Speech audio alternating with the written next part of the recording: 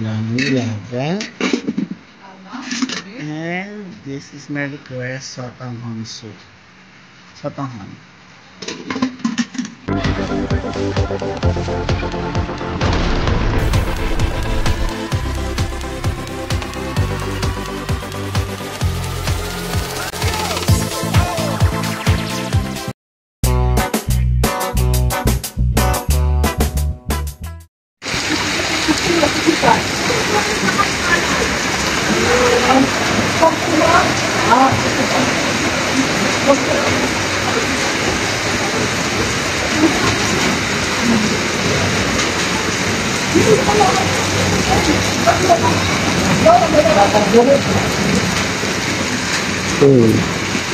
Ay, dami pera mga to.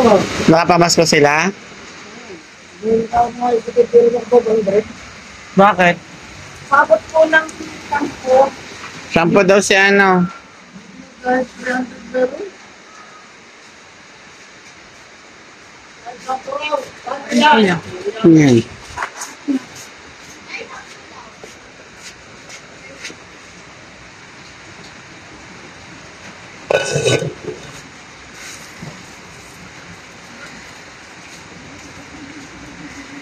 Shampoo pa.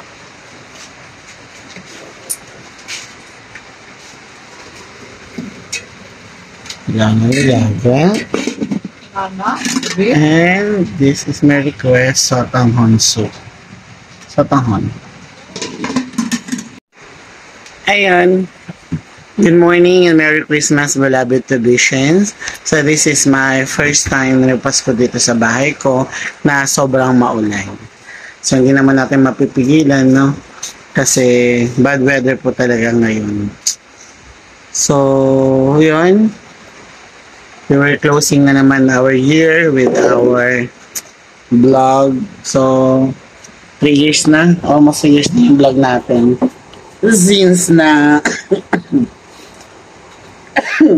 na-monetize tayo or nagawa ko yung channel.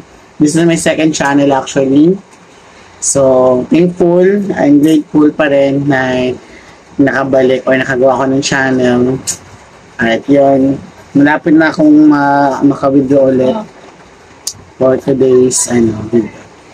Malapit na actually nung 60 years old si mother, naka-withdraw ako sa unang channel ko ng almost 15,000. So this time ano lang naman minimum threshold yung ating ma-withdraw. So, waiting pa tayo ng konting na lang naman. So, hopefully ay mapakinabangan na natin yung ating pinaghirapan. Tapos, yung mga travel natin, medyo postponed. Hindi ako nakapag-book ngayon ng travel kasi alam kong bad weather, no? So, ayoko na mai-compromise. Ito ng bundok na ganyan kaan ng ulan, no? So, yun.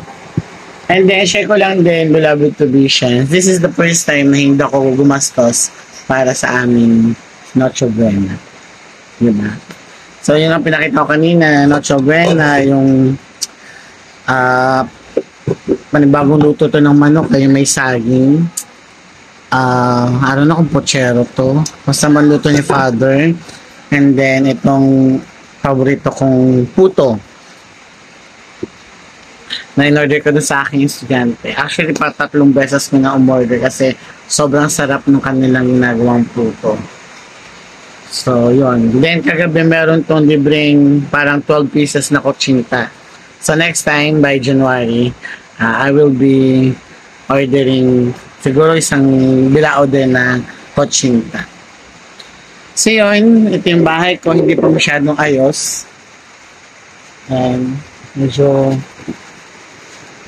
ayan. So, yung likod, maluwag. And then, the kusina, medyo maluwag pa rin siya. So, malapit na rin. Pag nagalaw-galaw, mapapaayos ko na rin siya. Mababa pa yun. Pero, malaki pa to.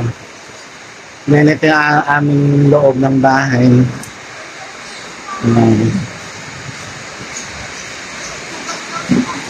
So, walang ilaw, hindi nila binuksan.